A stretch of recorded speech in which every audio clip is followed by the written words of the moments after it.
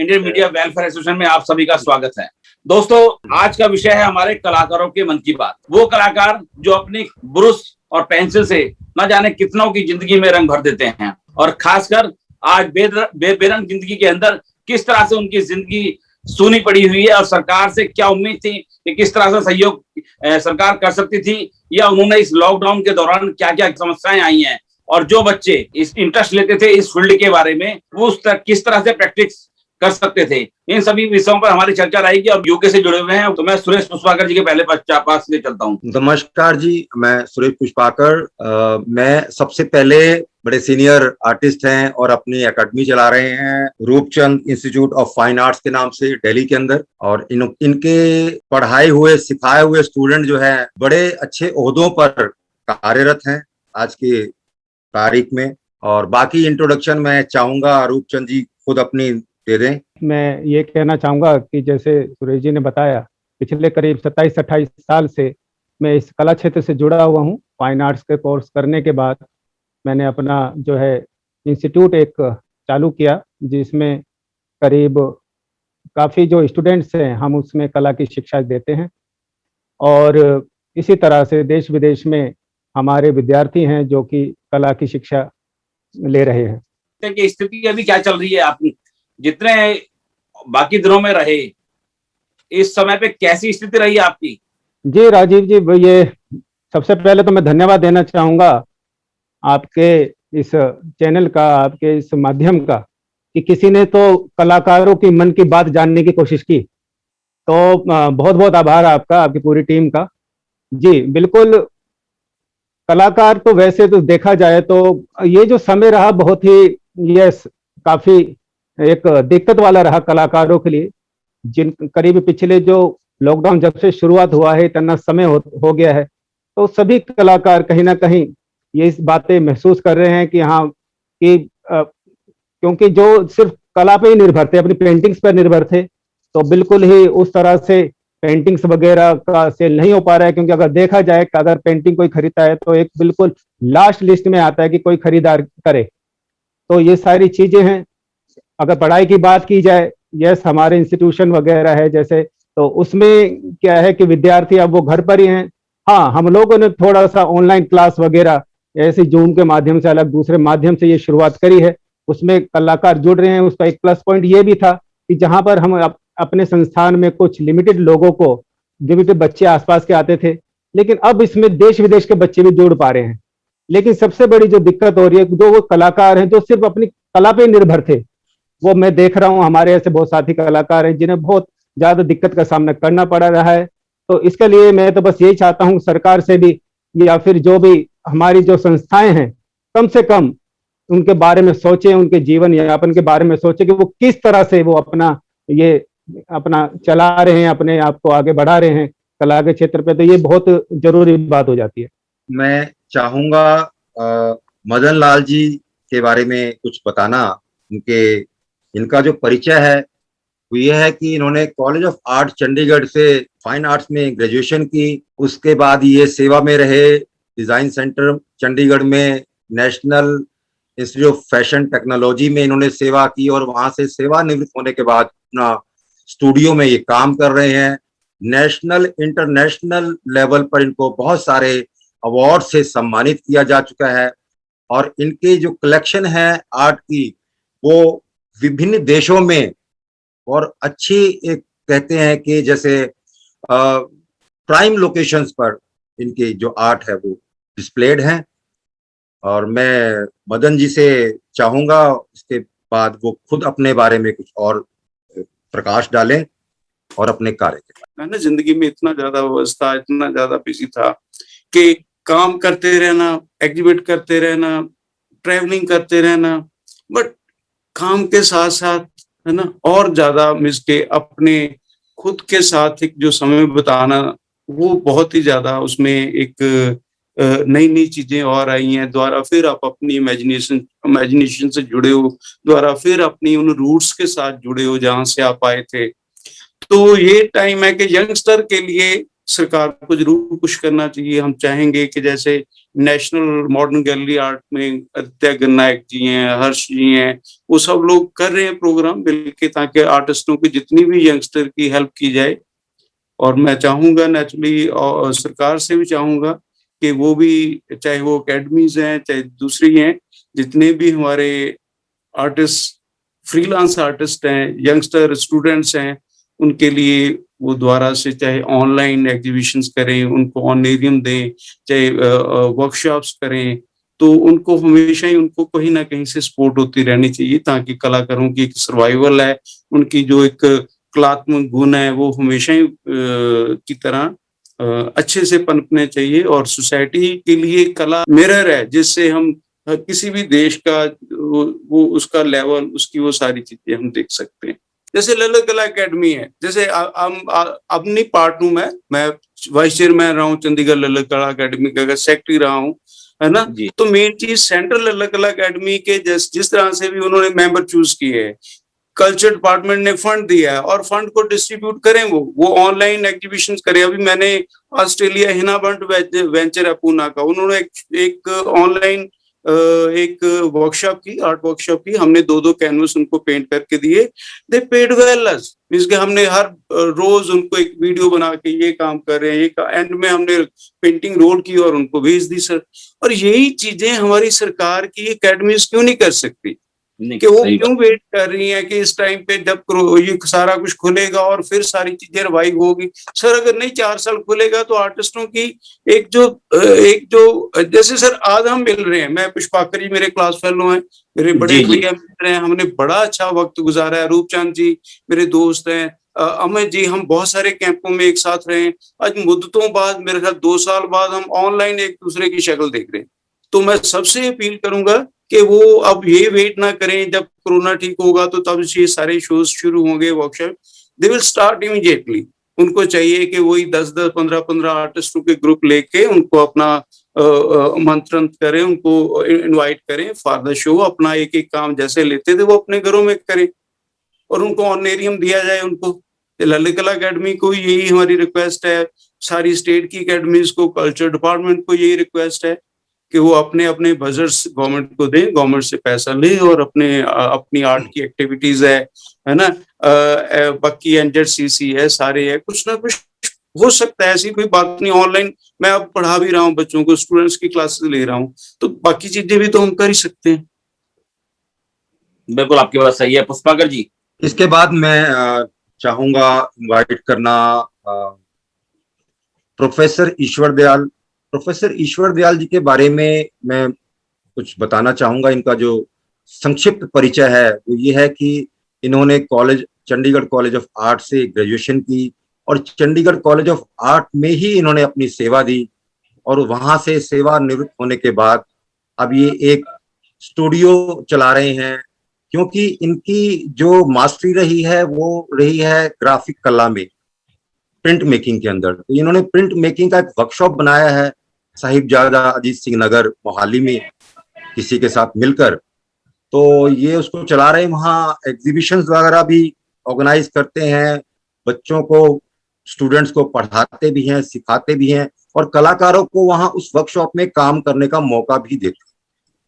तो बाकी मैं इनवाइट कर रहा हूँ ईश्वर दयाल जी, आप अपने बारे में कुछ और बताएं, अपने काम के बारे में कुछ बताएं जो आजकल आप कर रहे हैं लॉकडाउन के समय। सबका अपना अपना अनुभव है कला के बारे में, एक लंबी यात्रा होती है, यंग्स की अपनी प्रॉब्लम है, सीनियर्स की अपनी प्रॉब्लम है, पर कुल मिला के एक प्रॉब्लम ये जो बाकी आर्टिस्ट भी बोल रहे हैं कि यंग लोगों के लिए सबसे ज्यादा बड़ी प्रॉब्लम, और इससे आने वाले आर्ट को कुछ खतरा भी नजर आ रहा है कि अगर ये स्थिति रही, जो काम प्रैक्टिकल मिलजुल के और ट्रैवलिंग के साथ होता था वो ऑनलाइन या दूसरी चीजों में संभावना नहीं है।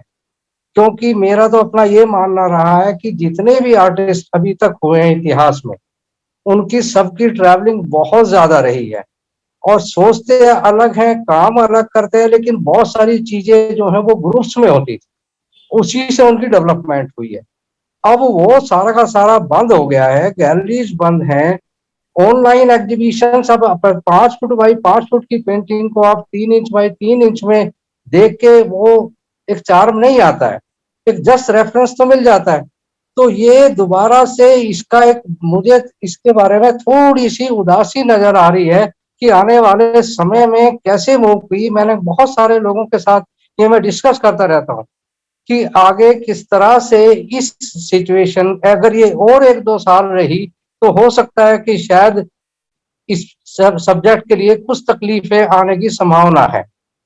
तो एक तो ये बड़ी बात है। दूसरी बात ये है कि सरकारें जो कर सकती है सरकार में की कुछ अपनी लिमिटेशंस हैं। मुझे लगता है सभी को सरकार के साथ काम करने का अनुभव भी है, लेकिन हमारे पास एक बहुत बड़ी कमाल की बात ये नजर आई मेरे को 20-25 सालों में कि जितने भी अदारे हैं, जहां भी हमारे आर्टिस्ट बैठे हैं, सरकार ने पैसे देने में कसर नहीं छोड़ी है। बहुत सारे अदारे हैं, बहुत सारी एकेडमीज हैं, कल्चर सेंटर्स हैं, प्राइवेट एनजीओज हैं जो सरकार जिनको पैसा दे रही है, पर वहां पर प्रॉब्लम जो आ रही है वो डिस्ट्रीब्यूशन की है। बिल्कुल आपकी बात सही है। सबसे बढ़िया है युवाओं के लिए समस्या आ रही है इसमें, ये बात बिल्कुल दोहराई नहीं है। और दूसरा डिस्ट्रीब्यूशन वाली है आपकी बात। इनवाइट करना चाहूंगा हिना चक्रवर्ती जी को। ये इन्होंने दिल्ली कॉलेज ऑफ आर्ट से ग्रेजुएशन की आर्ट में, और उसके बाद ये कस्तूरबा गांधी में मतलब ये क्यूरेटर भी हैं कोई। बाकी ये अपने बारे में खुद बताएं तो ज्यादा बेहतर रहेगा। जी हिना जी, आपका स्वागत है। मैं दिल्ली कॉलेज ऑफ आर्ट से किया, फिर मैंने म्यूजियोलॉजी भी किया कोर्स, और रेस्टोरेशन का भी किया नेशनल म्यूजियम से। जब सोनिया गांधी वहाँ पे करती थी तो उसी बैच में थी मैं। बाद में मैं गांधी स्मृति जो डिपार्टमेंट मिनिस्ट्री ऑफ कल्चर में, उसमें मैं क्यूरेटर रही। तो अभी मैं रिटायर्ड हूँ। उसके बाद फिर कस्तूरबा म्यूजियम मैंने बनाया जो पूरे ऑल ओवर वर्ल्ड में म्यूजियम नहीं है बा के ऊपर, कस्तूरबा के ऊपर। तो वो मेरे रिटायरमेंट से पहले ही वो बताते थे कि आप आइए कुछ करिए, क्योंकि मेरा जीवन काफी गांधी से जुड़ा हुआ ही है। फिर मैं म्यूजियम बनाया उधर, तो वहां पे गांधी जी रहते थे 1932 में। गांधी जी आके रहते थे। उस समय जंगल टाइप था, हरिजन के बिरला जी ने वो जगह दी थी। हरिजन का ही है वो, हरिजन सेवक संघ।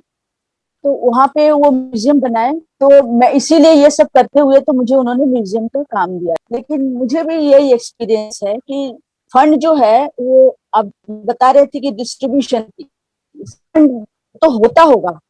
देखिए जैसे मैं तो रिटायर्ड हूँ, मैं तो कोई मतलब फाइनेंशियली मेरे को खाने पीने को मिल रहा है, लेकिन बहुत से कलाकार जिनके साथ में मैं जुड़ के काम करती थी उनकी बहुत ही दुर्दशा है। आज जो परिस्थिति है उन बच्चों के से ज्यादा दिक्कत है, क्योंकि जो बच्चे स्कूल में पढ़ते हैं और माँ बाप भी अच्छे सेटल है, वो तो क्राफ्ट वगैरह के सामान ला देते हैं, वो किसी तरह से भी उनका अपना एक एक्टिविटी चलता है। लेकिन इन बच्चों को आप सोचिए इसके बाद क्या होगा, क्या होगा। बहुत दिक्कत है इनके लिए। सरकार क्या कर रही है? बिल्कुल, ऐसे बच्चों के लिए कहीं ना कहीं सरकार को जो है कोई ना कोई ठोस कदम उठाना चाहिए। सुरेश कुशवाहा जी, क्या लगता है आपको, कोरोना काल को जो है हमें अब पूरे जो है लगभग कहते हैं 2-4 साल तो लगभग रहेगा हम लोगों के साथ? मेरा मानना ये है राजीव भाई कि अब हमें इसके साथ जीना सीखना पड़े। परिस्थितियां जो हम देख रहे हैं 1.5 साल से, ये फ्लक्चुएशन, कभी कम होना कभी ज्यादा होना इन चीजों का, और उसके बाद हम ये मान लें कि ये बिल्कुल खत्म हो जाएगा, समाप्ति की कगार पर आ गया, फिर वो बढ़ गया, तो ये देखते हुए तो ऐसा लगता नहीं है कि ये इतनी जल्दी हम इससे निजात पा पाए, और हमें इसके साथ जीना सीखना ही पड़ेगा। मैं इसके बाद इनवाइट करना चाहूंगा मिस्टर भारत बेदी। भारत बेदी जी के बारे में अगर मैं इनका परिचय दूं तो ये national institute of technical teachers training and research में कार्यरत रहे। विजुअलाइजर के रूप में इन्होंने सेवा दी वहां, और अब ये सेवानिवृत्त होकर अपने स्टूडियो, घर पे इनका स्टूडियो है, आर्ट का स्टूडियो, जहां ये अपनी पेंटिंग्स बना रहे हैं और उसकी एग्जीबिशंस करते हैं। नेशनल लेवल पर, इंटरनेशनल लेवल पर इनके जो काम हैं वो सराहे गए हैं बहुत। और मैं इसके बाद चाहूंगा कि वो खुद आकर अपने बारे में थोड़ा बताएं और इस लॉकडाउन के समय में वो कैसा महसूस कर रहे हैं वो भी बताएं। वेदी जी, स्वागत है आपका। लॉकडाउन का दौर चल रहा है, मन में किस तरह की उलझनें चल रही हैं? क्या लगता है कि समाज के लिए कुछ करना चाहते हैं, या समाज आप लोगों के लिए कुछ करे, या सरकार से कोई उम्मीद रखते हैं हम लोग? जो फिजिकल पढ़ाई होती है, आपने सामने बैठ के होती है, कोई क्वेश्चन पूछना हो तो हम वो पूछ नहीं पाते, और आधे तो सुन नहीं पाते। जो कईयों की वीडियो खराब हो जाती है, कईयों की साउंड में प्रॉब्लम हो जाएगी, तो उसमें तो ये दिक्कत तो है ही है। यहाँ पे कोरोना काल में ये दिक्कत तो आती है।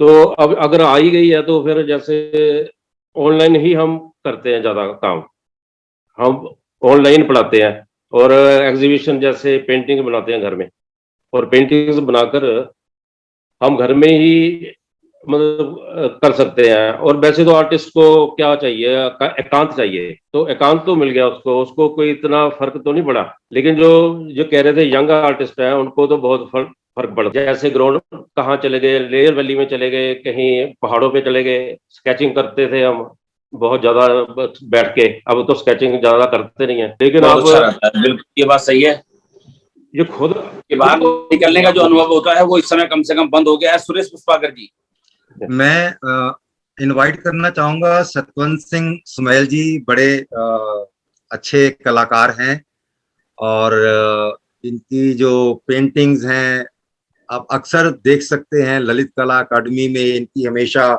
पार्टिसिपेशन रहती है, और नेशनल इंटरनेशनल अवार्ड से सम्मानित हैं ये।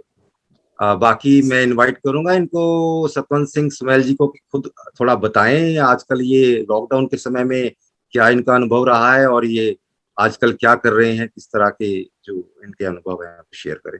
सतवन जी, क्या लगता है इस समय पे क्या स्थिति लगती है? कई बार ऐसा भी लगता होगा कि खौफ चल रहा है, क्योंकि जिस समय पहला फेस आया था कोरोना का, उस समय तो ये आया था कि 60 साल से ऊपर वालों को बहुत ज्यादा डर बैठ गया था, फिर लास्ट में ज्यादा ज्यादा 45 साल पे आ गया। लेकिन जो सेकंड फेस आया उसमें तो युवा भी बहुत गए, बच्चों भी कई ऊपर भी असर आने लगा। तो एक तरफ खौफ और एक तरफ जो है आपके दिमाग की उपज की किस तरह से चित्रकार जो है हमारे वो परेशान है। ये जो लॉकडाउन का पीरियड है सर, इसमें ऐसा सभी को मुश्किल तो आई है कि पहले हम एग्जीबिशंस करते थे, काम करते थे, रेगुलरली शो करते थे, तो एग्जीबिशन में जाना, किसी और की एग्जीबिशन है फ्रेंड सर्कल में आर्टिस्ट दोस्त की, तो उनको देखना, और एक बहुत ही अच्छा एक्सपीरियंस होता था, मिलजुल के आपस में मिलना, एक गेट टुगेदर का माहौल होता था। वो क्वारंटाइन वैसे भी रहता ही है, हमें एकांत में ही बैठ के काम करना पड़ता है, अपने स्टूडियो में कैनवस के आगे हम बिल्कुल एकांत में ही काम करते हैं। मुझे बाहर से कोई आके डिस्टर्ब नहीं कर रहा है, कोई मिल नहीं रहा भी, चलो ऐसे उसमें एक पॉजिटिव ये भी आया कि भी चलो एक फोकस्ड हो गए ज्यादा कुछ, तो उसमें तो और अपने आप ज्यादा। को सोचना है, बेसिकली हम नेगेटिव सोचते हैं पॉजिटिव, और आपका बहुत हाँ अच्छा है कि आपने पॉजिटिव सोचा। हाँ संदीप, निशाना जी, मेरा Invite- एक क्वेश्चन है, मेरा ये क्वेश्चन बताइए। है सभी कलाकारों से, सभी इतने सीनियर कलाकार आज हमारे साथ जुड़े हैं। पहली बात ये कि हम जैसे मंडी हाउस पे जाते थे, बहुत सारे कलाकार पेंटिंग लेके अपने विचार वहां पे प्रकट करते थे। हम पत्रकार हैं, कलम से लिख देते हैं। कई सिंगर हैं, वो अपने माध्यम से बहुत लोगों को जागरूक करते हैं। एक पेंटिंग की पावर ऐसी है, वो पूरा एक पेंट बना देते हैं कि हम मास के साथ जुड़े और लोगों को जागरूक करें, क्रिटिसाइज करें गवर्नमेंट को। ये मैं पूछना चाह रहा हूँ सभी कलाकारों से, वो किस माध्यम से एक ऐसा मतलब कि उदाहरण बने, ये कला को इस तरह से पेंटिंग के तरह जरिए जताएं कि हम एक पेंट के जरिए हम आपको जागरूक करना चाह रहे हैं इस माध्यम से। तो मेरा यही कहना था। संदीप जी, आपकी बात का मैं जवाब देता हूँ। कलाकार जो है वो पत्रकार, कलाकार या अभिनेता, ये सभी लोग जो हैं समाज सेवी होते हैं कहीं ना कहीं, किसी ना किसी रूप में।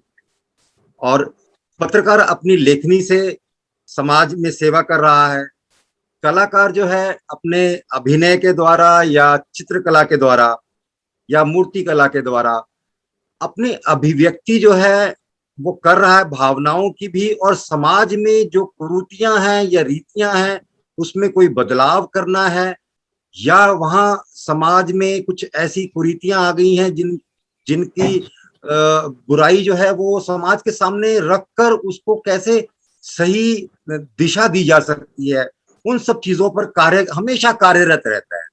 आज कोरोना काल में लॉकडाउन के समय में भी मैं जितने मेरे मित्र हैं जो चित्रकार भी हैं या दूसरे अभिनेता भी हैं, उन सभी को मैं देखता हूं कि वो सोशल मीडिया पर भी वो चाहे अपनी कला के द्वारा या अपने किसी तरह से भी अपने जो उनके व्यूज हैं वो शेयर करते हैं। कलाकार अपनी अभिव्यक्ति करता रहता है जागरूक करने के लिए समाज को, मतलब समाज को जिस चीज की मतलब पहल कलाकार को करनी चाहिए समाज को जागरूक करने की, वो करता रहता है। हाँ जी, कि इसमें जो है ना सारे जितने भी कलाकार हैं उनको लेकर के एक मुहिम आप चालू करें कि भाई किस तरह से समाज को एक योगदान दे रहे हैं। आप घर में बैठे हुए हैं या किसी भी तरीके से एक चल रही है मुहिम कि नहीं आपको घर पे रहना, सेफ रहना है, मास्क लगाना है। अब जैसे मान लीजिए लॉकडाउन कम हो रहा है, अभी जो है कोरोना का के जो है मामले कम आने लगे हैं तो लॉकडाउन जो है खुलने लगा है। तो ऐसी स्थिति में मुझे लगता है क्योंकि मीडिया का एक पार्ट है आप लोग भी, ये सबसे बड़ी बात है। अगर न्यूज़पेपर में जाते हैं तो बिना कलाकार के तो हमारा न्यूज़पेपर भी भद्दा लगने लगता है। बिल्कुल ठीक बात है, बिल्कुल ठीक बात है। इस पर हम आपस में विचार विमर्श करके कुछ ऐसा शुरू किया जा सकता है, ऐसी कोई पहल की जा सकती है। अब मैं इनवाइट करना चाहूंगा प्रोफेसर भीम मल्होत्रा। इनका एक संक्षिप्त परिचय ये है कि professor Bhim Malhotra architecture college Chandigarh में कार्यरत रहे हैं और वहां से सेवा निवृत्त होने के बाद वहां विजिटिंग फैकल्टी भी हैं आज के समय में। और इनके जो आर्ट है मास्टरी जो है वो है वाटर कलर में, और ये ऑयल पेंटिंग भी ये बहुत अच्छी करते हैं। और इसके साथ ही ये चेयरमैन है चंडीगढ़ ललित कला अकादमी के। स्वागत है आपका भीम जी। नमस्कार जी। सबसे पहले तो सभी को, अपने आर्टिस्ट भाइयों को नमस्कार, और पुष्पाकर जी को खास तौर पे कि एक बंदा लंदन में बैठ के इंडिया के बारे में सोच रहे हैं, तो ये कितनी बड़ी बात है। ये प्यार है हम सब भारतीयों से। वही ये आप सबका जो प्यार है ये हमेशा मुझे सोचने पर मजबूर करता है कि मैं अपने देश में अपने जो हमारे मित्र हैं उन सब के बारे में सोचता रहता हूँ। तो मैंने ये फील किया है कि स्टूडेंट्स जो है ठीक है ऑनलाइन है, वो जो आमने सामने जो डायलॉग होता है वो डायलॉग तो नहीं हो पा रहा है, उस डायलॉग का मजा ही कुछ और है। तो अभी जैसे ऑनलाइन क्लासेस ले रहे हैं, कई बार कुछ पता भी नहीं चलता कि कितने स्टूडेंट्स ने ज्वाइन किया हुआ है। तो ऑनलाइन में अब जैसे हमने कोई असाइनमेंट दी बच्चों को, उन्होंने अब जैसे ऑनलाइन में तो कोई स्टूडेंट्स हमारे कॉलेज है, कोई दिल्ली से है, कोई कहीं से है, कोई गांव से भी है बेचारे। हमने तो मटेरियल लिखवा दिया कि ये असाइनमेंट आप करो, तो बेचारे गांव में मटेरियल ही नहीं मिल रहा जो रिमोटेस्ट एरिया में रह रहे हैं। तो कुछ इस टाइप की प्रॉब्लम आ रही है। जो सिटी में आर्टिस्ट, जो सिटी में रह रहे हैं स्टूडेंट्स, उनको भी कुछ मैंने देखा कि जो मैं I will share few things जो मैंने देखा कि एक बार बीच में थोड़ा सा कोरोना का थोड़ा सा टाइम थोड़ा खुला था, थोड़ा ठीक हो गई थी सिचुएशन। हमने एक इवेंट किया था ललित कला अकेडमी में, तो जो हमारा फर्स्ट ईयर आया है, तो फर्स्ट ईयर तो हमें अभी मिला ही नहीं है, सारा कुछ ऑनलाइन चल रहा है। बेचारे सारे जो है मिलना चाहते थे हमें, they want to meet me, तो बेचारे सारे चोरी से कैसे मिल के टाइम फिक्स करके वो मिलने आए। तो कॉलेज में भी चक्कर लगा के गए, तो बेचारे अकेले कॉलेज में चक्कर लगा रहे हैं, कॉलेज उनको ऑफिशियली नो एंट्री। तो ये इस तरह वाली चीजें जो हैं बहुत मतलब कि दिस वेरी पेनफुल कि आपने एडमिशन लिया, आप कॉलेज भी नहीं जा पा रहे हैं, और आप ऑनलाइन से। अब मैं आपको फ्रैंकली बताऊं कि थोड़ा सा बोरिंग भी आ गई है। बच्चे जो है ना, अब ठीक है कितना ऑनलाइन आप करोगे, तो अब काफ़ी टाइम हो रहा है, तो अब उसका कोई चारा भी नहीं है। जो हमारे आर्टिस्ट हैं, मेरी काफ़ी आर्टिस्टों से बात होती है शहर में, सीनियर आर्टिस्ट से, वो कहते हैं सब कुछ ठीक है, अब ना जो मिलने को मन करता है, कुछ इकट्ठे काम करने को मन करता है, कुछ शेयर करने को मन करता है, तो वो चीज़ हो नहीं रही है जैसे हम काफ़ी। और दूसरी बात, अभी हम कर रहे थे संगठन और फंड की बात कर रहे थे as a chairman of Lalit Kala academy, तो शायद आप सबको पता होगा कि गवर्नमेंट को तो जो ललित कला अकेडमी थी जितनी इंडिया में थी ऑलमोस्ट सबकी इन्होंने बल्कि फंड बंद कर दिया जो ग्रांट थी वो बंद नहीं करनी चाहिए थी, बल्कि इस टाइम आर्टिस्टों को हम दूसरे तरीके से हेल्प करते हैं ना, ऑनलाइन वगैरह की कुछ इवेंट करके, सारा कुछ करके। तो एक ये वाली भी किसी ने जिक्र नहीं किया इस चीज का कि ये सारी ग्रांट ग्रूंट सब बंद होगी, बल्कि इस टाइम तो आर्टिस्टों को हेल्प की जरूरत थी, मतलब की हुई है। नहीं, मतलब आपकी बात बिल्कुल सही है कि कहीं ना कहीं सरकार को जो है इस तरफ ध्यान देना चाहिए और ग्रांट भी जो है बंद नहीं करनी चाहिए। और मिलने का दिल तो नेचुरल इस समय कर रहा है, हाँ जी, इसमें दो राय नहीं है। सुरेश पुष्पाकर जी, क्या लगता मैं है कि invite वाकई करना- इस समय पे स्थिति जो है थोड़ी सी ये है कि कलाकारों का मन भी करता है आपस में मिलने का, और लेकिन एक मैं दायित्व इसमें ये भी कुछ तो बनता था, जैसा एक सोशल मीडिया के माध्यम से ही आप एग्जीबिशन को भी प्रारंभ करा सकते थे, न्यूज कवरेज अभी मिल भी रही है, तो एक मुहिम उन लोगों के लिए भी चालू कर सकते थे कुछ। नहीं ऑनलाइन तो हम कर रहे हैं, ऑनलाइन तुम्हारा हमने अभी से स्टार्ट किया, पहली एक एग्जीबिशन चल रही है, दूसरी 15 से है, पर ऑफलाइन के लिए आर्टिस्ट बड़ा तरस रहे हैं। प्रॉब्लम ये है उसमें हम वी आर हेल्पलेस ना। ऑफलाइन की तो मैंने बहुत बहुत सीनियर आर्टिस्ट से मेरी बात हुई है, मेरे कब तक घर में बंद रहेंगे, मतलब ये बाहर निकलते ही कुछ ना कुछ एक मेरा राजीव भाई ये मानना है, जो हमारी कला होती है ना, उसको आप साक्षात देखना चाहते हैं। वो एक ये तस्वीर, सच्चाई हाँ एक तस्वीर डिजिटल के उसमें मतलब प्लेटफॉर्म पे डिजिटली इसको देखना और एक उसको साक्षात देखना, ये जमीन आसमान का फर्क है उसके अंदर। तो ये ये जो कलाकार है उसकी एक तो इंटरेक्शन जो है दूसरे कलाकार के साथ फिजिकली, एक उसके भावनाएं जो है ऐसी कुछ है कि वो अभिव्यक्त करना चाहता है अपने आप को साक्षात होकर, जो वो इस वक्त डिजिटली नहीं कर पा रहा है। एक तो बिल्कुल, ये आपकी बात सही है, ये बात सही है बिल्कुल। दूसरा जो दर्शक हैं उसके, जो सामने उसकी कला को देखकर उसकी प्रशंसा करते हैं, उस प्रशंसा वो एक्चुअली क्या है कि कलाकार जो है वो प्रशंसा ही उसके लिए ऑक्सीजन है। तो जब वो सामने एक दर्शक उसकी प्रशंसा कर रहा है, एक दूर बैठा कर रहा है जो जिसको वो कलाकार देख भी नहीं पा रहा है, तो वो उसको पता ही नहीं, तो उसको वो ऑक्सीजन नहीं मिल पा रही जिसकी बहुत जरूरत है। मैं रेनू ठाकुर जी को इनवाइट करूंगा।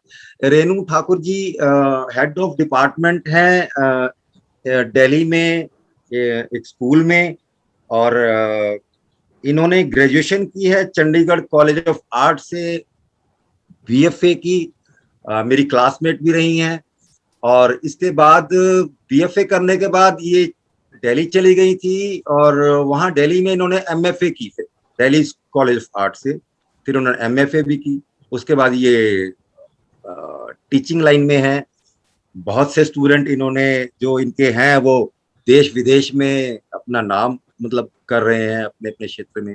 रेनू जी, स्वागत है आपका। सबसे पहला यह है कि स्कूल के अंदर बहुत सारे बच्चों को इकट्ठा देखना, फिर उनको समझाना, फिर बताना, और उनकी गलतियों को ढूंढना और बताना कि नहीं इस गलती को इस तरह सही करें, वो कहीं ना कहीं बहुत ज्यादा आपको फील होता होगा। कैसे आप मैनेज करते हैं उन बच्चों की इन कमियों को? ऑफलाइन में जो हमारी काम होता था वो तो हम बहुत अच्छे से कर लेते थे।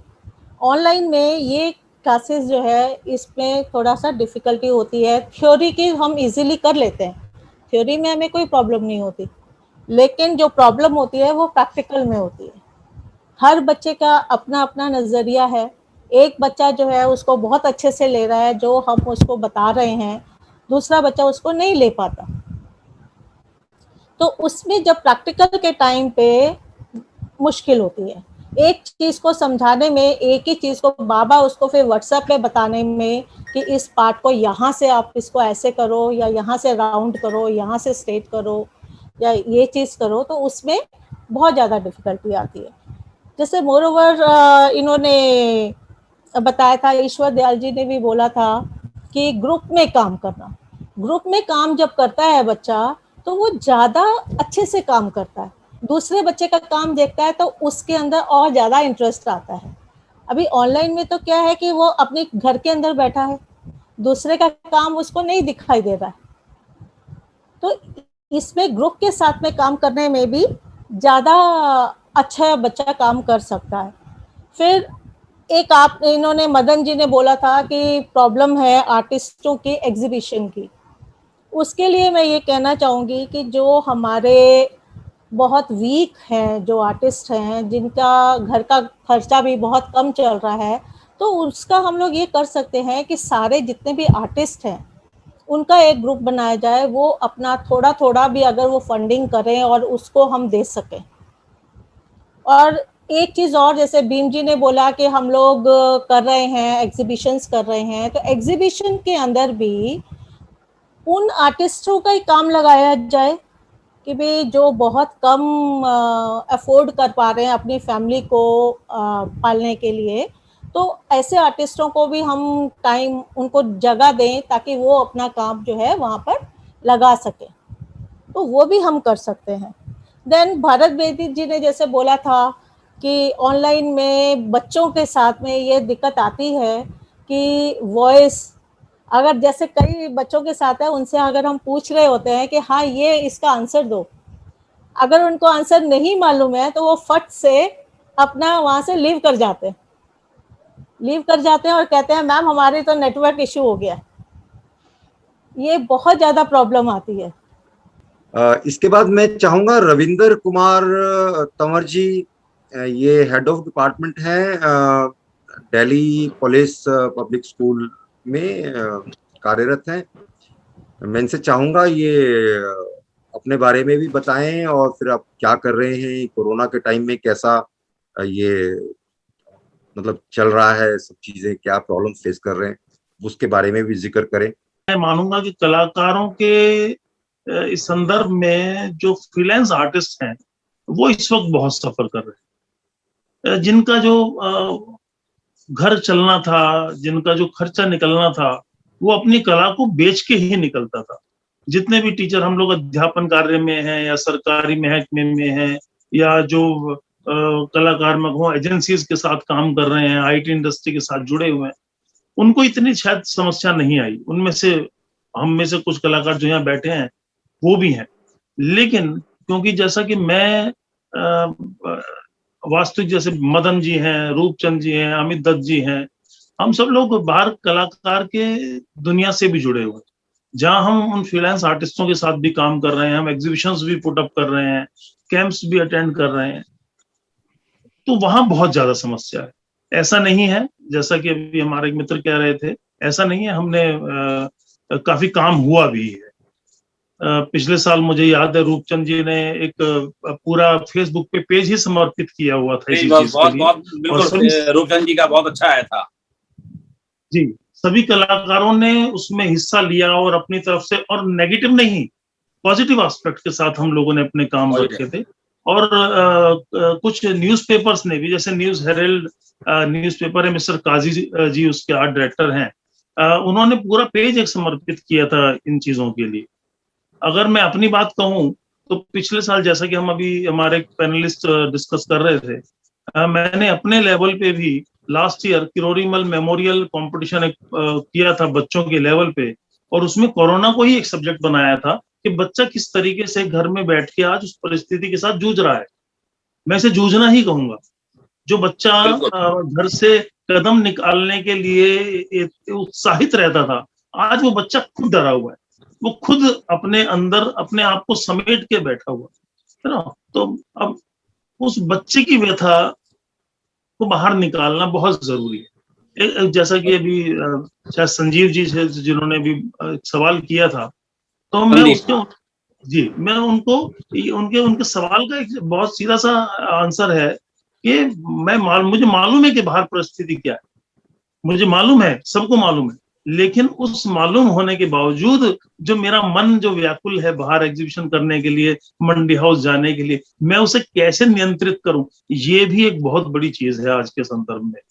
तो मैं क्योंकि बड़ा हूं, मैं मैच्योर हूं, एक हम आर्टिस्ट हैं, हम इस चीजों को समझते हैं, हम कर सकते हैं, लेकिन उस बच्चे को मैं क्या समझाऊं, उस बच्चे को मैं किस तरीके से बताऊं जो 10 साल 12 साल 14 साल की उम्र में इस परिस्थिति के साथ जूझ रहा है। हम 50 में हैं, 60 में हैं, 55 के हैं, 45 के, हम समझ सकते हैं इस अनुभव के साथ, लेकिन उस बच्चे को जो अभी पनप रहा है, जो फल फूल रहा है, उसको मैं एक कहूँ कि अगर एक पौधे को जहां उसे सूरज का प्रकाश मिलना चाहिए, उसे विटामिन डी की गोलियां खा के हमें उसे पूरा करना पड़ रहा है, तो ये चीजें नहीं समस्या हमारी सुलझा सकती। तो जहां तक मैं वापिस अगर उस बात पे आऊं, तो काफी कुछ हो भी रहा है, ऐसा नहीं है। हम कलाकार लोग आपस में मिल भी रहे हैं, जूम के माध्यम से या डिफरेंट एस्पेक्ट से, जैसे आज हम यहाँ सब लोग मिल रहे हैं और हम लोग कर रहे हैं कुछ ना कुछ उन कलाकारों के लिए भी लगे हुए हैं, और उम्मीद करता हूँ कि आने वाले समय में भी हम इस परिस्थिति को बहुत अच्छे झेलेंगे। मैं इस बात को यहाँ एक बात और गौर करने वाली रखना चाहता हूँ कि सरकारी महकमे के ऊपर हम बहुत ज्यादा निर्भरता ना दिखाएं, क्योंकि सरकार भी हम ही लोगों से है। हम सरकार को बनाने वाले भी शायद हम ही लोग हैं कहीं ना कहीं। तो सिर्फ सरकार में वो व्यक्ति ही बैठे हुए हैं, वो व्यक्ति ही करने वाले। जब मैं कुर्सी के दूसरी तरफ बैठ रहा हूँ तो मैं अलग बात कर रहा हूँ, जब मैं खिड़की के बाहर खड़ा हूँ तो मैं बहुत अलग बात कर रहा हूँ। तो कहीं ना कहीं हमें भी मिलके अपने आप में इस परिस्थिति के अंदर कलाकारों को एक साथ जुड़ के चीजों को समझना होगा। आर्ट एजुकेशन की जो रेणु ठाकुर जी बात कह रही थी वो बिल्कुल सही है किसी न किसी संदर्भ में, कि जो फिजिकली जो हम 1-to-1 इंटरेक्शन में जो हम बात कर पाते हैं वो बातें नहीं हो पाती। अभी मुझे मालूम है सीनियर फेलोशिप पिछले शायद 3 सालों से कलाकारों को नहीं मिल रही है। मैं ऐसे बहुत सारे कलाकारों को जानता हूं जो जूनियर फेलोशिप और सीनियर फेलोशिप, जैसा कि अभी भीम जी भी बता रहे थे कि इस टाइम ग्रांट रोक देने का कोई तात्पर्य नहीं बनता। इस वक्त तो बल्कि फ्लो ज्यादा बढ़ जाना चाहिए था, जिससे कि उन कलाकारों तक हमारी चीजें सरकार ने पैसे को पहुंचा पाए। तो क्या मैं राजीव एक बात कहूं कि क्या मुझे किसानों की तरह दिल्ली के बॉर्डर्स पे बैठ जाना चाहिए कलाकारों को जाके? समस्या का समाधान रहेगा कि मेरे अकाउंट में फंड की तरह जैसे पहुंच रहा है, तो क्या कलाकारों के फंड भी पहुंच जाएंगे उस तरीके से? मुझे ये चीज ठीक नहीं लगती। एक चीज आती है कि आज की डेट में मुझे लगता है कि आपको प्रदर्शन, आपके पास तो दूसरा रास्ता है, आप पेंटिंग के माध्यम से एक प्रदर्शन कर सकते हैं और बहुत अच्छा जाएगा। मीडिया कवरेज भी आपको अच्छी मिलती है। आपको पता है हम लोग आप लोगों के साथ खड़े होते हैं, ठीक है ना। मुझे लगता है कि एक ऐसा माध्यम आप लोगों को चालू करना चाहिए। जब तक आप बताएंगे नहीं आपका दर्द हम लोगों तक कैसे पहुंचेगा और हम लोग किस तरह सपोर्ट करेंगे। राजीव जी, मैं आपको बताऊं, मेरी एग्जीबिशन थी विजुअल आर्ट गैलरी में, 3 बार उसकी डेट चेंज हो गई है, क्योंकि एक कलाकार इतना पैसा खर्च करके एक गैलरी बुक करता है। गैलरी में बहुत सारी चीजें होती हैं, वहां हम जब पुटअप करते हैं एग्जीबिशन, और अगर वहां जब बायर ही नहीं आएगा, जब वहां खरीदार ही नहीं पहुंचेगा, वहां हमें रिस्ट्रिक्ट कर दिया गया कि ओपनिंग में 25 ही लोग पहुंच पाएंगे। वो भी गलत नहीं था, क्योंकि परिस्थितियां इस प्रकार की थी। लेकिन एक कलाकार अगर काम कर रहा है और वो काम निकलेगा ही नहीं तो उसका कोई फायदा नहीं। बिल्कुल, आपकी बात बिल्कुल सही है। और मुझे लगता है कि प्रदर्शन करने का तरीका भी जो है ना, कलाकारों को अपने हिसाब से चलना चाहिए, ताकि आवाज जो है आपकी, समझ गए, वो दबके ना रहे। हम आपके साथ हैं। सुरेश पुष्पाकर जी। और इसके बाद मैं इनवाइट करना चाहूंगा अमित दत्त जी को। अमित दत्त एक बड़े जैसे कहते हैं सहज कलाकार, मतलब अपना चुपचाप काम करने वाले।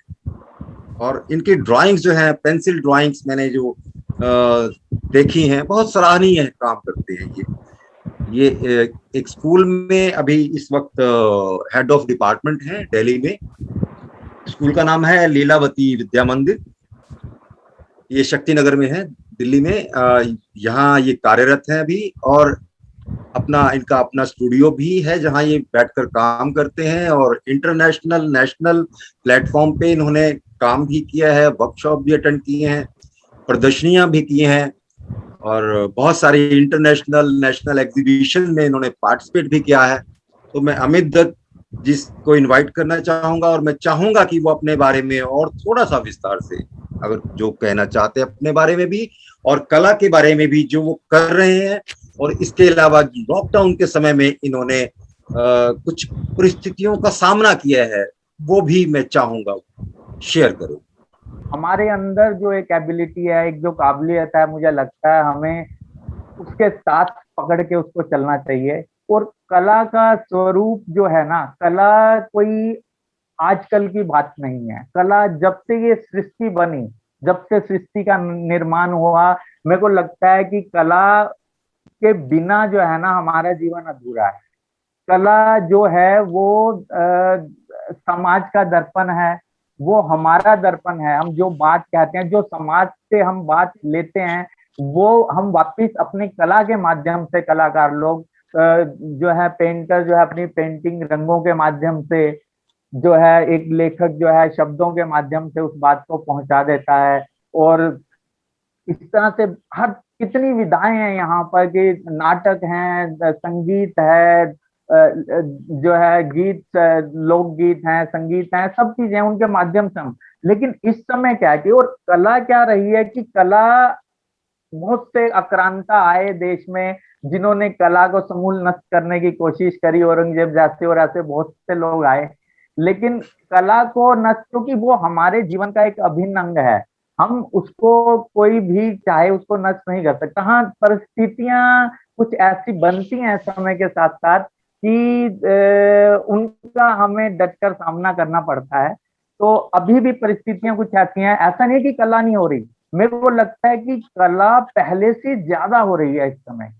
जो कलाकार लोग जो हैं वो तो कर ही रहे हैं, उसके अलावा आप देखो कि आप सोशल मीडिया पर अगर जाते हैं तो ऐसे ऐसे लोग, घर की जो गृहिणियां हैं वो लोग अपनी पेंटिंग्स करके डाल रही हैं, कोई जो है म्यूजिक, इससे उससे कितना कुछ हमें जो है सोशल मीडिया पे देखने को मिल रहा है ना। अब जो कमी जो इसमें जो आई ना, दो जो बिंदु जो हैं मैं उनपे अपने विचार में रखना चाहूंगा। पहला कि आज के टाइम में जो लोग स्टैब्लिश हैं, पूरी तरह से जॉब में हैं या एक समय से पेंटिंग कर रहे हैं और फाइनेंशियली अपने आप में सामर्थ्य है उनके अंदर, टाइम वो अपने दम पे निकाल सकते हैं, है ना। क्योंकि कला का जो बाजार है ना वो इस समय बिल्कुल खत्म हो चुका है। जो यंग जो बच्चे इस फील्ड में अभी आए हैं या जो फ्रीलांसर्स हैं, उनको तो मैं बिल्कुल ऐसा बड़े वाला सैल्यूट करता हूं सर कि वो ऐसी स्ट्रगल से इस समय गुजर रहे हैं ना कि मन में शांति नहीं होगी, आपका मन परेशान है, आप ये सोच रहे हैं कि बच्चे की फीस कहाँ से आएगी, घर में बच्चे के लिए दूध कहाँ से आएगा, और ऐसे समय में वो कलाकार पेंटिंग कैसे सोचेगा, उसको कैसे करेगा, इतनी परेशानियों के अंदर भी सब लोग उससे जूझ रहे हैं। इसमें दुराई नहीं है, आपने कई ऐसी महत्वपूर्ण बातें कही हैं और सबसे बड़ी बात है कि जो कलाकार हैं, जरूरतमंद कलाकार हैं, उनका सहयोग करना चाहिए, सरकार को भी करना चाहिए और आप लोगों की संस्था को भी करना चाहिए। और आपदा के समय में बहुत बड़ी बात कही है कि आपने कि हम आप लोग जो है कलाकार जो है वो सहयोग करते आए हैं, वही आपदा चल रही है, मुझे लग रहा है इस समय आप लोगों की सख्त जरूरत है देश को, जो अपनी कला के माध्यम से हर अलग अलग रोडों के उन साइडों पर वो नजर आना चाहिए कि आप जो दर्द बयां कर रहे हैं, जो अपने लोगों ने जाते हुए देखे हैं, ताकि जो थर्ड फेज आए ना, मुझे लगता है कि वो थर्ड फेज से हम लोग सब ना चौकन्ने रहे हैं कि नहीं, ये हो सकता है कि जिन्होंने अपने जाते हुए को देखा है, जिन्होंने डेड बॉडी तक हाथ नहीं लगाई है, तो वो चीज भी बहुत आई है। मेरे पास भी कल ऐसा एक मामला आया था कि उनके एक बेटे था, बेटे को भी कोविड हो गया, उनकी बहू को भी कोविड हो गया, बच्चों को भी कोविड हो गया, और वो बेचारों का जो अंतिम संस्कार उनके दोस्त ने किया। तो ऐसी स्थिति बहुत दर्दनाक कई मामले देखने को मिले। तो उन सब चीजों को देखते हुए मुझे लगता है कि कोविड काल जो है बहुत कुछ सिखा के भी जा रहा है हम लोगों को। जी जी बिल्कुल, मैं तो वही कहूंगा सर कि कदम कदम चलकर पहुंच जाएंगे मंजिलों पर, वो कहते हैं, पर कौन बतलाए उन्हें, हमको तो नशा रास्तों का है कि ये मंजिल पे तो पहुंचेंगे। सुरेश पुष्पाकर जी हमारे बीच जो कलाकार हैं उनमें मोनिका जी हैं लुधियाना से, और इन्होंने कॉलेज ऑफ आर्ट से अपना ग्रेजुएशन की आर्ट में, उसके बाद ये कार्यरत रही हैं लेक्चरर के रूप में एक खालसा कॉलेज में हिमाचल प्रदेश में, और अब ये लुधियाना में अपने खुद का एक स्टूडियो चला रही हैं और बच्चों को भी पढ़ा रही हैं। तो मोनिका जी, अगर आप अपना वीडियो मोनिका जी करें। नमस्कार। लॉकडाउन में किस तरह के मन में स्थिति चल रही है आपके? मैं एक फ्रीलांस आर्टिस्ट के रूप में काम करती हूँ। जैसा कि ये मेरा शहर है लुधियाना, जो कि बेसिकली एक बिजनेस टाउन है, यहाँ पे स्टेब्लिश करने में मुझे बहुत दिक्कतें आई शुरू में, लेकिन जैसे से धीरे धीरे किया तो एक छोटा सा नाम बना, लोग जानने लगे। अब मेरे साथ भी वही सब दिक्कत आ रही जो आप सब लोगों के साथ आ रही है कि इंटरेक्शन खत्म हो गया है, अपने स्टूडियो में ही काम करते हैं और ज्यादा से ज्यादा मैं ऑनलाइन ही देखती हूँ। और जैसे कि रेणु जी ने बोला, मुझे भी यही दिक्कत आती है कि बच्चों को गलतियां पकड़ना और बड़ी मुश्किल हो जाता है, लेकिन फिर भी कराते हैं क्योंकि हमारा काम ही कराना है, और जब तक हम कराए ना तो मुझे भी लगता है कि नहीं, आज मैंने अपने दिन में पूरे में कुछ नहीं किया। लेकिन इसके साथ भी हाँ, अब हमारे एज ए कलाकार अंदर की जर्नी की तरफ मैं ज्यादा हो गई हूँ कि जैसे बाहर इधर तो ध्यान जाता था, अब नहीं जाता। अब लगता है कि काम करूं। और हाँ, नेगेटिविटी है हर तरफ, ये न्यूज सुन रहे हैं। बहुत सारे अपनों को मैंने भी खोया है इस कोरोना काल में, बहुत सुना। लेकिन वो अंदर सुन के जैसे किशोर जी ने बोला, डर जाते हैं। लेकिन जैसे ही अपने काम पे वापस जाती हूँ तो सोचती हूँ कि नहीं, जब वो वक्त नहीं रहा तो ये भी नहीं। तो एक अच्छे भविष्य की कामना करते हुए अपना काम करती हूँ। हाँ, इस हालात में मैं जो कर सकती हूँ कि मैंने बहुत सारे जरूरतमंद गरीब बच्चों को कला सिखाई है, फ्री भी सिखाई है। जो कहते हैं कि मैम हम नहीं पे कर सकते, मैं कोई बात नहीं, जब कर दोगे कर देना, तो अभी आप सीखने आओ। क्योंकि वो इतने टैलेंटेड हैं, लेकिन फाइनेंशियली क्राइसिस उनके घर इतने हैं कि पहले रोटी देखे के पहले पेंटिंग बनाए। पहले तो दिक्कत पेट की है, कला तो बाद में आती है ना। तो जितनी जहां तक हो सके मैंने उसकी मदद करी है उन बच्चों की। लेकिन फिर एक टाइम तक आते आते फिर हालात ऐसे आ जाते हैं कि जहां से उनका कला तक नाता धीरे धीरे छूटने लग जाता है। तो उसकी मैं पूरी कोशिश करती हूँ कि मैं उनको जोड़ के रखूं कला से। क्योंकि मैं नहीं चाहती कि कला के क्षेत्र में एक अच्छे आर्टिस्ट आने से रह जाए। ये पैसों की या उस हालात में जो भी बच्चों को प्रॉब्लम आ रही है, और वो भी सब कम उम्र के बच्चे हैं जिनको नहीं पता कि आगे जाके भविष्य में क्या होना है उनका। तो जितना हो सके मैं उनको गाइड करती हूँ और उनकी हेल्प करती हूँ, और अपने लेवल पे अपने आसपास जितना मैं हो सके मैं करती हूँ कला के क्षेत्र में, जितना मैं अपनी तरफ से। क्योंकि एज ए कलाकार मैं यही कर सकती हूँ। और कई बारी कईयों को इमोशनली भी आपको संभालना पड़ता है। कई बच्चे ऐसे हैं जो है कि टूट चुके होते हैं कि मैडम बस हमसे नहीं होता, हम नहीं करना चाहते। फिर उनको कई बारी बड़ा बड़ा बन के उनको समझाना पड़ता है कि नहीं आप करो, जितना हो सके हम आपकी मदद करेंगे। तो इस तरह हालातों से जूझते हुए हम भी आप जैसे कला के क्षेत्र को काम करते जा रहे हैं। बिल्कुल, बहुत अच्छा है कि कम से कम आप ऐसे लोगों की सहायता कर रहे हैं। और कलाकार का ये बहुत बड़ा उद्देश्य होना चाहिए कि कला जो है लुप्त नहीं होनी चाहिए, उसको कहीं ना कहीं आगे जो है वो तैयार करने चाहिए अपने पौध जो और है। मैं एक दो एनजीओ से भी जुड़ी हुई हूँ जो बच्चियों के लिए ही काम करते हैं लुधियाना शहर में। और वो एनजीओ भी अपने प्लेटफॉर्म पे जहां भी हम आर्टिस्ट की मदद लेते हैं, हम उनको पेंटिंग्स बना के देते हैं कि आप ऑप्शन करो, इससे आपको जो भी मिलता है आप हेल्प करो। और फाइनेंशियली जितना हमसे बन पड़ता है या बन सबसे लेके हम करते हैं उनकी मदद। अभी पीछे एसिड अटैक विक्टिम लड़की की मदद करी थी हमने, एक फ्रीलांस कैंपेन चलाया, वहां पे हमने ऑन द स्पॉट पेंटिंग करी, सेल करी। तो इस तरह से मैं बच्चों के लिए ही ज्यादा काम करती हूँ। मुझे लगता है कि जो उभरते हुए कलाकार है, अगर उनको इस टाइम में सही दिशा में हमने गाइड कर दिया, तो मैं भी उनमें से अगर एक की भी लाइफ हम बना सके तो मेरी खुशकिस्मती होगी। नहीं, बहुत शानदार आपके विचार हैं। और रूपचंद जी, मुझे अच्छी तरह याद है 97 से लेकर के मैं आपके साथ जुड़ा हूँ। जब निशाना टाइम्स आता तब भी आपकी मैं सेवाएं लेता था। तब मैंने पहली बार देखा था कि किस तरह से कलाकार जो हैं उनकी आवश्यकता पड़ती है न्यूज़पेपर को भी।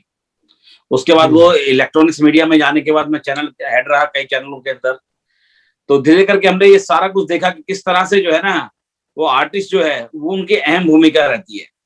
तो अभी जब आपने रूपचंद जी लास्ट ईयर जब कोविड का दौर चालू हुआ था और लॉकडाउन लगा था, तो उस समय पर आपने कई प्रदर्शनी भी की थी। और यहाँ तक कि चाहे बेटी बचाओ बेटी पढ़ाओ के ऊपर भी की, इसके बाद आपने कोविड पे की, कोविड किस तरह का राक्षस है, और वो लेकर के पूरे पूरे आपके सोशल मीडिया से लेकर हर चैनल पे आपकी खबर चली। क्या कारण रहा कि इस बार जो है वो दिल्ली के कलाकारों में कमी नजर आई?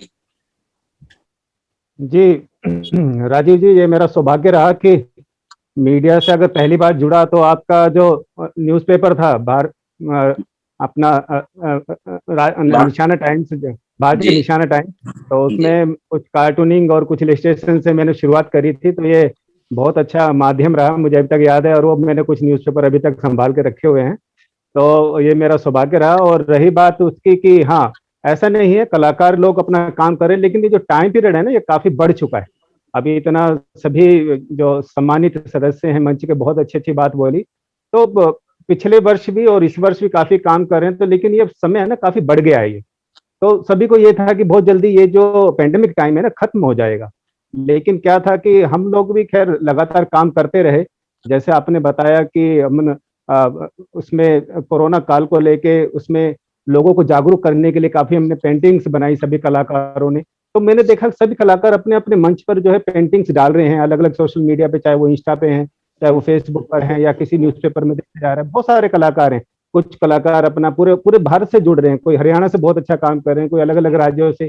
तो उसके लिए मुझे एक विचार आया, तो फिर मैंने जैसे रविंद्र जी ने बताया और ये सभी कलाकार उसमें जुड़े हुए हैं, तो एक हमने एक फेसबुक पे पेज बनाया है कि artist united for this fight to corona. तो उसके लिए उसमें क्या है कि सभी जितने भी देश विदेश के जितने कलाकार हैं जो कोरोना से रिलेटेड जो है अपना पेंटिंग्स बना रहे हैं, लोगों को जागरूक कर रहे हैं, तो उसमें वो अपनी पेंटिंग शेयर कर रहे हैं। तो उसमें करीब 350 के करीब हमारे कलाकारों का ग्रुप है जो उसमें लगातार अभी भी वो पेंटिंग्स कर रहे हैं और अपनी अपनी बात दूसरों तक पहुंचा रहे हैं।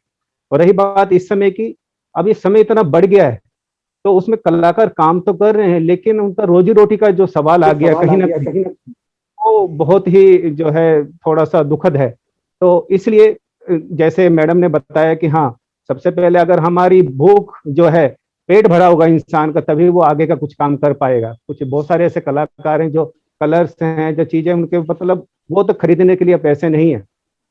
तो ये एक बहुत अच्छी पहल है। और जैसे एक हमारे अमित जी ने बहुत अच्छी बात बोली कि ऐसी जो बड़ी बड़ी संस्थाएं हैं, इस मंच में बहुत बड़े बड़े कलाकार भी जुड़े हुए हैं, आप के माध्यम से हम बात भी कहना चाहते हैं। तो हम जो कलाकार लगातार काम करते आ रहे हैं या जो प्रतिष्ठित कलाकार हैं, तो वो अपना हम अपनी अपनी एक एक पेंटिंग, 2 पेंटिंग जो चाहे हम दान करने के लिए तैयार हैं।